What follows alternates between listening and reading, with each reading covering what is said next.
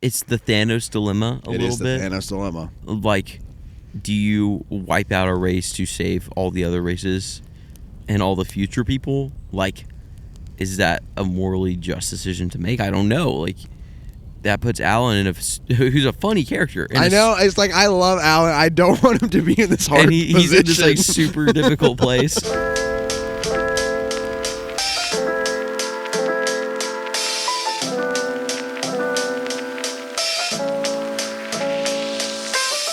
Grant, we are done with Invincible. Forever. No. I don't. No, we still have like 3 to 5 or 6 more seasons. It's Who true. knows how long this will go? It's true. But this season's done. It's done. Season 4 is done. How'd you feel about season 4? I think in the middle of season 4, I'm like, this is the craziest thing ever. After watching the finale, I think this was only the appetizer. I hope so. I mean, the last moment, we're not going to spoil it yet because we're not past spoilers, but the last moment It's pretty insane. It could change the status quo for the show, for sure. For sure. So, I think I really enjoyed season 4. We're going to see if it's better than season 1. I feel like you and I are pretty high on season 4. Yeah, I think we are. We'll see where it lands in our season rankings. Yeah. What do you think of the finale? I mean, I really enjoyed the finale. I think it'll be controversial for some people because it's not action-packed. It's true. It's very laid back. Well, no, I don't think it's laid back. I think it's very... It's reserved. Subtle. It's reserved, yes, for reserved sure. is a good word. I feel like the character drama is so prominent that 100%. I got everything I wanted from the finale. Yeah. So. No, I think I'm very satisfied with the finale. And I think, again, when you're telling a story that's so, like, grand or, like, just big in scale, I think... One could say epic. One could say that. I don't know if we would be so bold as to say that, but one could say that. Maybe one day we'll say that this is an epic. I think you need moments of, like, pause, and this felt like a breath. It felt like a breath, but like a breathless breath. Yeah. If you're watching Mark at all this episode, you're like, oh my gosh. Bro's going through some drama. This is a very tense episode. So, welcome back to Stole My Line, a Fireside film podcast where we talk about TV too. I'm Grant. I'm Drew. We're talking about, obviously, Invincible season 4 finale and then season 4 as a whole. I guess we just should issue our spoiler warning. Yeah, if you haven't seen the episode, we're about to spoil the crap out of it. So go watch the episode, but then come back. Yeah. Don't forget about us. If you're new to the channel, think about hitting subscribe. We like should. talking about movies and TV by fire, so if you're into that, this is the channel for you. If you're into that very specific thing. If you're listening on audio, why don't you both follow our show and also maybe leave a 5-star review? That helps us kind of get more into the upper echelon of podcasts. I digress. Let's talk about the season 4 finale. Let's do it. Gosh, where do you want to start? I feel like there's so many places we could start. Should we start with the end? Okay, yeah, let's start with the end. All right, what do you think about the ultimate reveal that Thrag is on the planet? Bro. That the Viltrumites are on the planet and that they are going to just, I mean, for lack of better terms, they are planning to mate with the humans and create a second Viltrumite army nation thing. I think it is so smart. I mean, like, my jaw was on the floor. Also, I did have this spoiled online, by the way. No, you did? I saw the comic panels, yeah. Oh. So I knew this was coming, but it was cool to see how they played it out. And having it spoiled almost made me want to read all the comics and watch the show from that perspective. People say it's better. We wouldn't know because we haven't read the comics, but people are like, this is the way to do it. I might buy the omnibus or the compendiums and start going through them. I don't know. We'll see. Okay. Anyway, keep going. Yeah, I mean, my jaw was on the floor. I'm like, this... Because I've seen, like, reels of, like, we're about halfway through the whole run. So I'm like, as, like, a middle point and a way to, like, recontextualize and keep this story fresh, this was the play. Oh, yeah. I'm like, I have never been more on the edge of my seat. I have never been more intrigued at what's going to happen than this moment. Well, and I like to, which I was fine with spending the majority of this season away from Earth, but I like how it centralizes everything to Earth, at least for the time being. Right. Like, oh, what's going down? It's going down on Earth. It's going down with the Viltrumites on Earth. That's what's happening. So, I think that was a good play in my mind, and obviously I'm on the edge of my seat for season 5, which is in the works. So, but yeah, I thought that I thought the encounter with Thrag was super tense, and the decision that Mark had to make. I mean, that's just what makes Invincible so good, is these decisions and the situations that it puts the main character in. And I mean, hats off to the creators. This is a great episode. Yeah, for sure. And I think the ending, or the decision Mark makes, just within the context of the episode, is so understood, because you're like, you've seen him go for the last 50 minutes of your life through all this trauma, and he thinks every loved one is dying or is going to die or whatever. Yeah. And then he meets Thrag in the air, and you're like, oh, it's just like another. He's just having more trauma. But no, it's not. And then it flashes back to all that. I'm like, it's just great storytelling. Yeah. It's really awesome storytelling, specifically from Mark's perspective. I think, well, let me ask this question before we talk about more of like the plot of this episode. But do you think that this episode needed more action? Like, I guess some people, i.e. my brother, came to me yesterday. He was like, the episode was okay. I was like, what do you mean it was okay? I thought it was amazing. And he was like, I mean, they just kind of talked the whole episode. And I was like, I understand where you're coming from. Right. He kind of backtracked. He was like, I loved the episode. I just thought there was going to be more action. Did you feel like it was a rug pulled out from under you? Do you think there should have been more action? Or are you okay with it being kind of an epilogue type beat? I like the fact that it was an epilogue. I think we needed a chance to assess Earth, because we've been gone for so long. So I think coming back and everyone having their moment of like, this is where we're at. This is where we're at. I mean, we have Cecil, like we get an update on him. Alan, obviously Eve. Not on Earth, but Eve, Debbie, and Paul. Like we get Paul, my goat. We get an update on everyone. Man. And I think, again, characters have progressed in understandable ways on Earth without us. And I like that it wasn't just like a time stop and then we come back and everything's normal. Like, it's been 10 months. Yeah. And it definitely, you feel the impact of everything. 100%. Well, I feel like if we're talking about impact of the time gap, I think we need to talk about Eve. I think we do. And I will say this. I don't know why I got fixated on this idea, but I thought, and I knew that she might not keep the kid or whatever, but I thought she was going to, because I thought the show was going to go in the direction of, oh, now Mark is going to have to be a parent to a kid when he has a wild relationship with his father. And this was like at the beginning of the season. Yeah. We've gotten a lot of resolution between Mark and Nolan since then. Nolan is quickly becoming one of my favorite characters. Oh, yeah. Nolan, his redemption is, I mean, top 3 things about the show. His speech to Debbie. Oh, my gosh. I know I'm kind of sidetracking right now, but we'll get back to Let's sidetrack, yeah.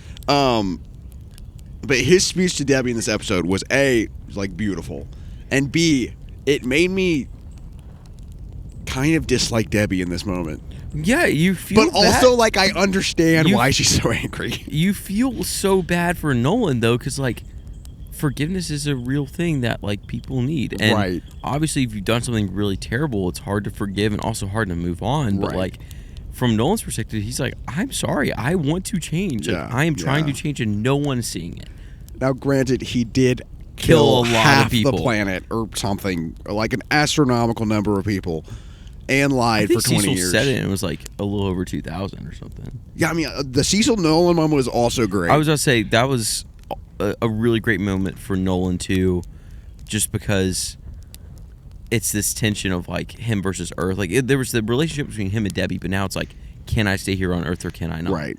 And I think the line of when he was like, I almost died, and then Cecil's like, bro, I've died. I've almost died, like, over 2,000 times. And I think... Was that for Cecil or for the amount of people he killed? I kind of thought that was the amount of people he killed. Maybe. That's how I read that. I interpret it as, like, Cecil has almost died so many more times because he's human. And Nolan can't fathom what being human is like. I'm going to do a Google search on that after. Because he's Either a way, Viltrumite. I feel like that's an impact. Either way, there's depth. Yeah, okay. Mm-hmm. Should we get back to Eve? Yeah, back to Eve. Okay. I mean, I was very fixated on this. Mark's going to come back, and she's either about to have a kid or he's going to have a kid. Right. And I don't know why I just, like, kind of, you know, I don't know. That's the storyline I had in my mind. And I'm okay with this storyline. It was like a gut punch.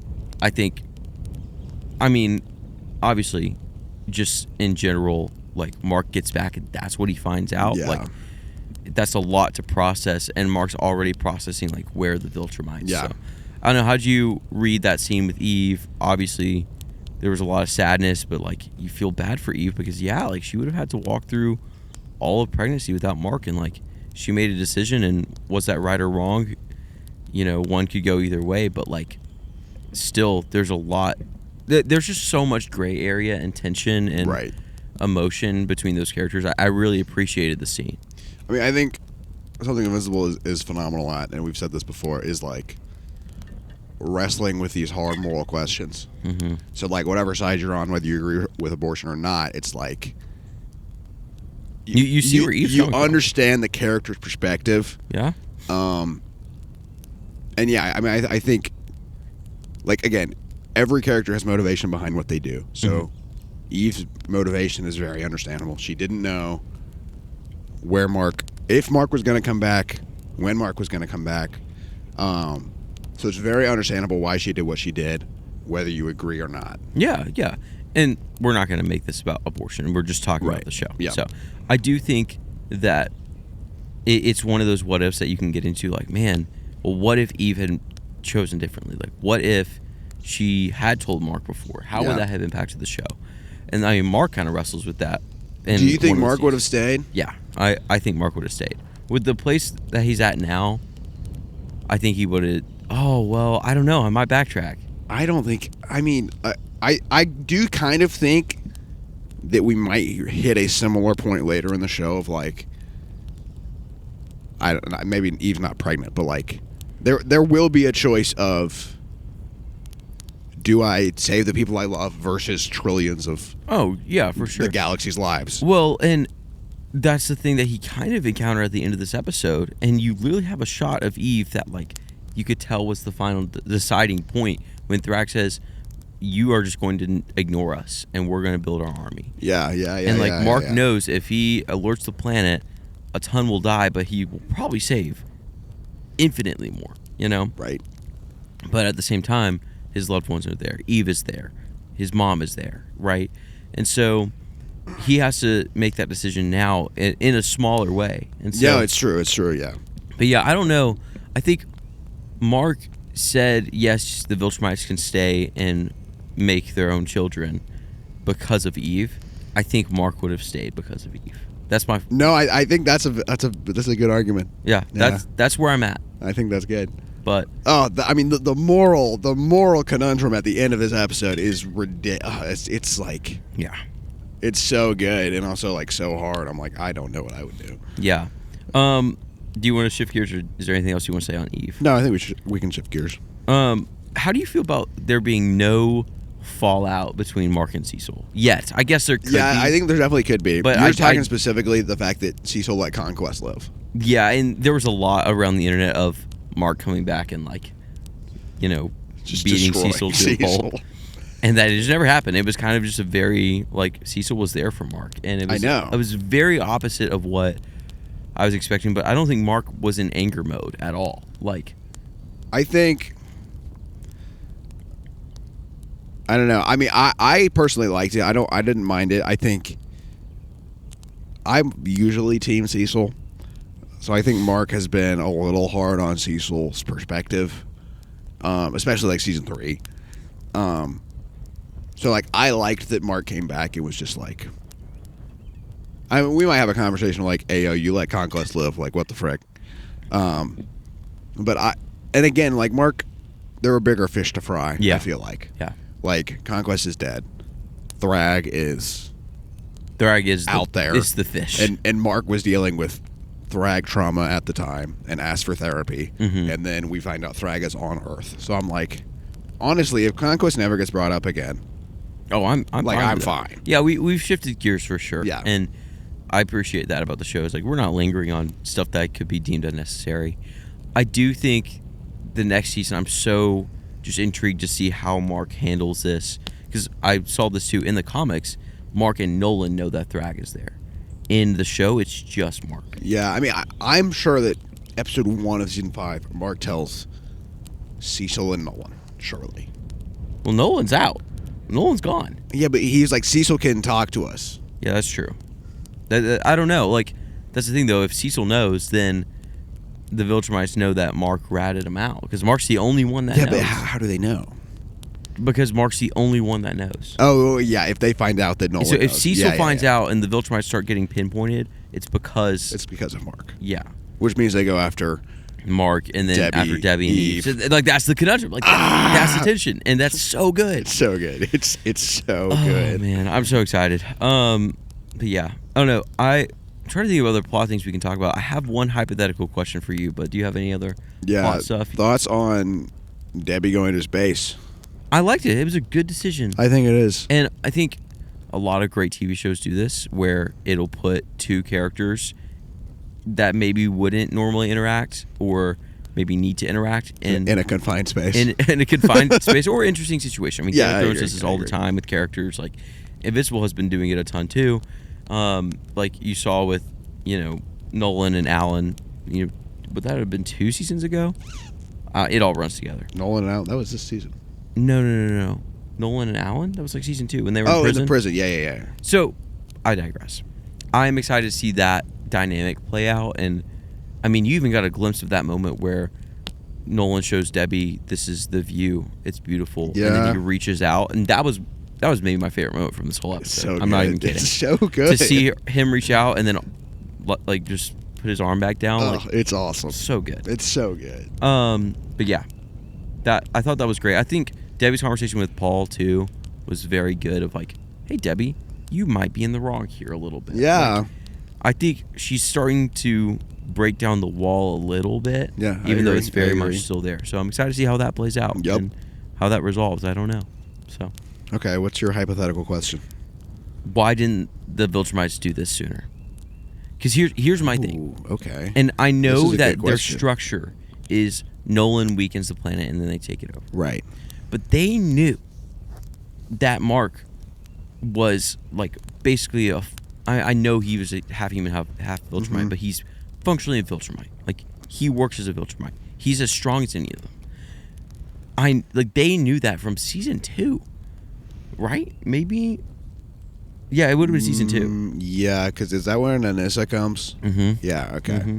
Like, they have known that for a long time. They've known, you can make more Viltrumites here. Thrag has known, we need to make more Viltrumites. Right. Why did they not, in their full force, just take over Earth instantly? They could have. Well, I think I have a couple of things to say. I haven't read the comics, so like we could be totally off. But I think, doesn't Nolan say something? I think in this season there's like a lore drop of like, we spread out to different planets to or try to find another race to repopulate. They found it. Though. True. But I mean, I think Thrag is much more strategic as opposed to like, I mean, like I know, and maybe it's like, well, the plot would be done really fast if the Viltrumites just stormed Earth. Right. But like, I would like to think Thrag had a greater plan. Well, and maybe, but I don't know. Maybe it's his connection to Viltrum and like how he doesn't want to leave home. Yeah, maybe that was his weakness, and now that Viltrum's destroyed, I don't know. Like, maybe you could say that's the answer. I'm fine with that. This is a good question, though. But I was thinking about that when I started this episode. I was like, I wonder why they haven't done this sooner. Because yeah. They could have. Nolan basically wiped out everybody like by himself. Yeah. So, 47 or however many Viltrumites there were, they totally could have won. So, I don't know. I'm glad, obviously, that they didn't do that. But yeah, it was a hypothetical. I don't know. One more thing I want to talk about. Talk about it. Alan and the updated Scourge. The Scourge virus. I knew this was getting this storyline was going to come into play. Yeah, obviously it was planted for a reason. It's difficult. I think it's interesting. It's the Thanos dilemma a little bit. It is the Thanos dilemma. Like, do you wipe out a race to save all the other races and all the future people? Like, is that a morally just decision to make? I don't know. Like, that puts Alan who's a funny character. I know. It's like, I love Alan. I don't want him to be in this hard position. He's in this like super difficult place, which is awesome. And I love how like right before he was making jokes about being freaky with this girl. It was awesome. And then like this is the scene. It's great. It's awesome. But I think I think it's a super interesting dilemma, and I feel like season 5 is going to be the season of dilemmas and decisions. Yeah. Yeah, and still, where's the no-kill rule play? Like, there's so many aspects of Invincible that make the show interesting. 100%. And, I mean, I can only say that I'm just so on board, and I'm on the edge of my seat for Season 5. So. Where have you landed on our epic conversation? Are you more on my side yet? I'm leaning more. If I was like a 4 out of 10 on this is an epic, I'm probably closer to 5 now. Okay. I still think that there's a lot that needs to happen. I wish that they would just give the animation more budget. Yep. The visual, I think that's your strongest point. The visual aspect of a visual media epic, I think, needs to be strong. And while it's more than serviceable, and I'm not going to be one on here hating on the animation, right? If we're saying that this is an epic, I know, I agree. Like Dune or Lord of the Rings or some of these other epic things, I think that the animation needs to be up to par. But I feel bad saying that because I love Invincible. Yep. So, are you still firmly on the train? Oh, 100%. Yeah. I think I'm more on the train. I was like in the passenger section. Now I'm driving the train. You are. That's awesome. That's great. All right, let's do this. So, well, I guess we have our episode rankings still. Where do we feel like this fits in? We have episodes and season rankings. Do we feel like this is the best episode of the season? No. All right, let me pull this up. Where is it? Okay. At number 1, we have episode 5. At number 2, we have episode 6. At number 3, we have episode 7. At number 4, we have episode 2, 5, 3, 6, 1, 7, 4. I'll put it all on the screen. That is a bunch of numbers. Guys. We'll put this in the description if you're listening on podcast. Where are you feeling episode 8 should slot in? Is it a top 3 episode of this season? I think it's very different. I know. I think it's hard to rank. I would say I don't think it's better than... What do we have at the top? 5. That was the spaghetti episode. I don't think it's better than 5. 6 was the one immediately after. I don't think it's better than 6. Do you think it's better than 7?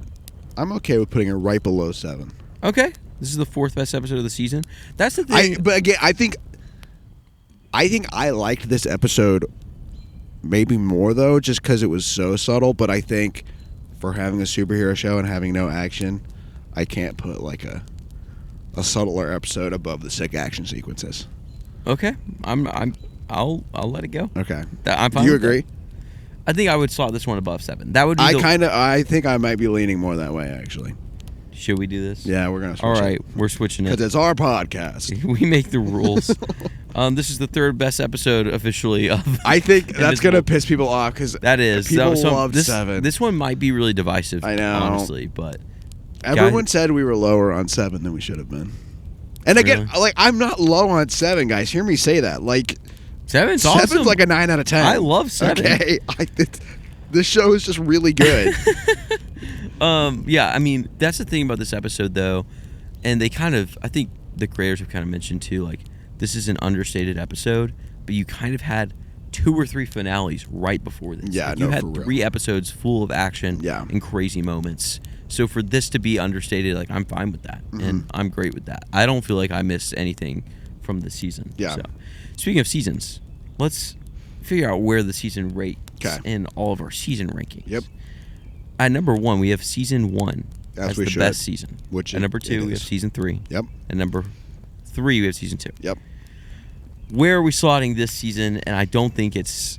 I think it's better than 3 and 2. I agree. It's better than 3 or 2. I think the debate is this: is this season better than season 1?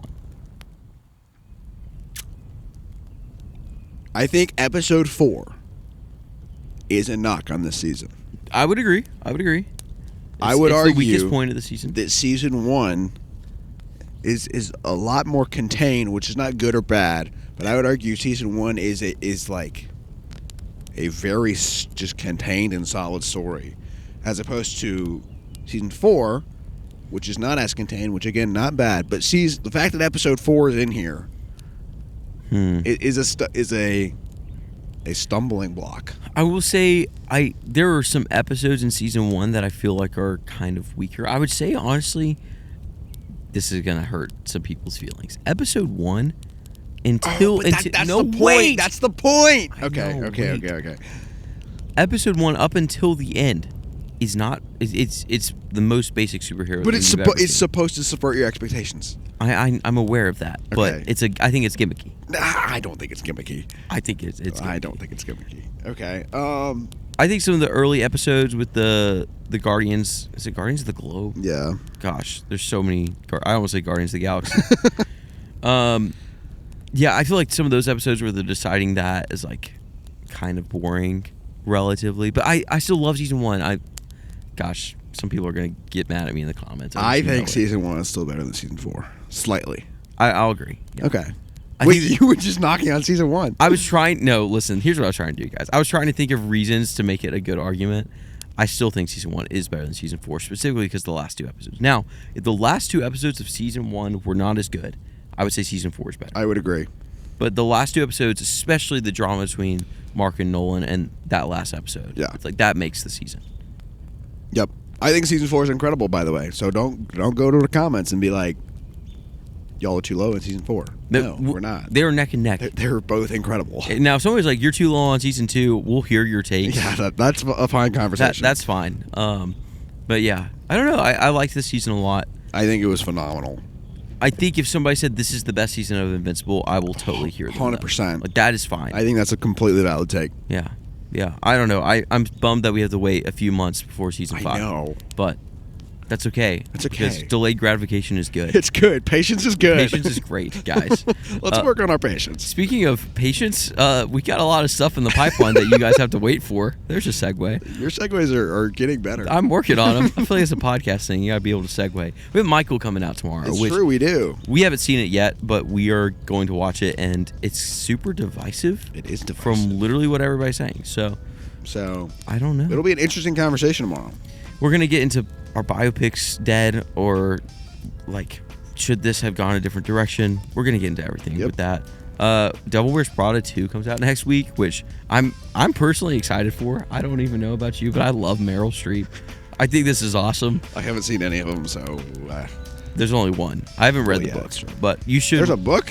Yeah, it's based on a book. The first one is. Okay, who knew? But I'm actually excited. I'm on the edge of my seat, sort of, for this. We got Backrooms. We have Star Wars Marathon. What else we got coming up, Drew? We have Spider-Man, Odyssey. Later down the year, we got Dune, Doomsday.